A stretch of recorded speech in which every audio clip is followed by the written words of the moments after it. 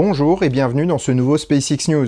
Aujourd'hui, décor un petit peu différent comme vous le voyez, mais mon studio habituel n'étant pas disponible, je me suis rabattu sur mon bureau et sur le nouveau setup de live que je prévois pour bientôt. Alors il est loin d'être fini, c'est pour ça que ça fait pas très équilibré, mais vous inquiétez pas, il y aura pas mal de choses qui vont y rentrer.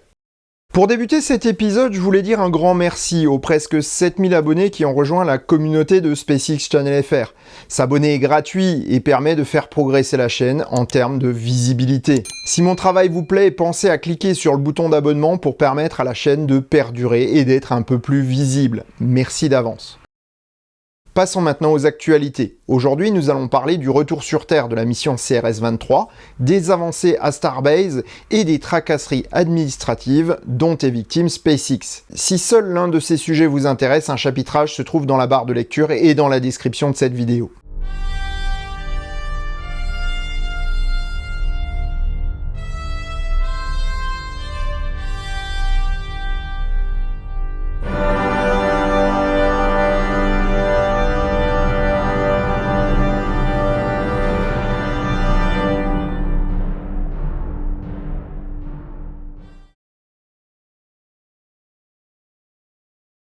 Le 30 septembre 2021, le Dragon cargo de SpaceX, amarré depuis un mois à la Station spatiale internationale, est rentré sur Terre. Il s'est séparé de son port d'amarrage avant de s'éloigner de l'ISS. Utilisant ses 16 moteurs Draco pour réduire sa vitesse et se positionner sur sa trajectoire, il a largué son trunk, partie arrière non pressurisée, avant d'entrer dans l'atmosphère. Cette partie du vaisseau brûle lors de sa rentrée avec les déchets de la station. Si le cargo Dragon lui-même ne brûle pas, c'est grâce à son bouclier thermique qui le protège des frottements pendant la traversée de l'atmosphère à haute vitesse, créant une traînée d'air ionisé chargée de particules arrachées au bouclier. Ce sont les flammes que l'on voit lors de la rentrée atmosphérique des objets spatiaux.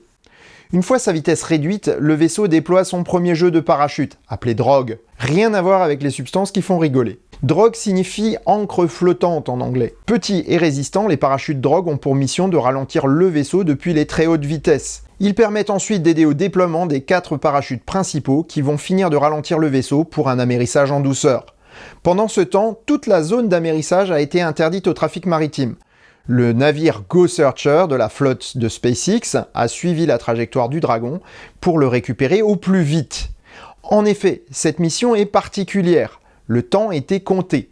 Le vaisseau cargo a été rapidement récupéré, une partie de son chargement a été déchargée. Plusieurs expériences scientifiques devaient en effet être acheminées dans les plus brefs délais au Kennedy Space Center. Sitôt récupérées, les expériences ont pu être chargées à bord d'un hélicoptère posé sur la plateforme dédiée du navire et acheminées vers Cap Kennedy en un temps record. Ce Dragon est à sa 2e mission réussie et devrait voler à nouveau rapidement. SpaceX démontre sa maîtrise de l'exercice pour le plus grand bonheur de la NASA, qui dispose ainsi d'un moyen fiable de ravitailler l'ISS à moindre coût. Les installations de Starbase évoluent rapidement à Boca Chica. La ferme est en passe d'être finie et les réservoirs déjà présents ont été testés avec succès à l'aide d'azote liquide. Les coques d'isolation des réservoirs ont été mises en place et la station-service de la base semble en bonne voie d'être opérationnelle rapidement. 2 nouvelles structures ont été installées dans la zone de tir. Un support pour Super Heavy a été installé juste à côté de celui du Starship. B4 y a été déplacé à quelques encablures du vaisseau S-20 déjà présent. Les travaux sur le booster sont peu visibles, mais réels. La majorité des opérations semblent se concentrer à la base de l'engin et plusieurs moteurs ont été remplacés. L'autre support est un banc de test simulant les contraintes liées à la poussée des moteurs. Équipé de vérins hydrauliques et d'accroches solides, il permettra de simuler l'action des moteurs ainsi que de tester la structure de B4 avant même de réaliser un allumage statique. Sur la tour de lancement, les avancées sont également rapides. Les lignes d'approvisionnement en ergol sont en bonne voie d'achèvement et le Quick Disconnect ARM est en place. Il recevra encore plusieurs éléments avant d'être totalement achevé. On commence également à voir la forme qu'auront les bras chargés de réceptionner Super Heavy à l'atterrissage. Avec un tel système, nul doute qu'il faudra que l'atterrissage soit d'une précision absolue. Les bras sont en cours de montage et leur grutage sur la tour ne devrait pas tarder. Pour ce qui est du Starship, les travaux vont bon train. Un premier test de pression a été effectué il y a quelques jours, et peu après, ces réservoirs ont été éprouvés de nouveau avec de l'azote liquide cette fois. Si les deux tests se sont déroulés avec succès selon Elon Musk, S20 n'en est pas sorti indemne. Plusieurs dizaines de tuiles de son bouclier thermique ont été endommagées et d'autres se sont purement et simplement détachées. Voilà qui donne du grain à moudre aux ingénieurs pour résoudre ces problèmes. On attend maintenant le test de mise à feu statique qui semble se dessiner dans les semaines qui viennent.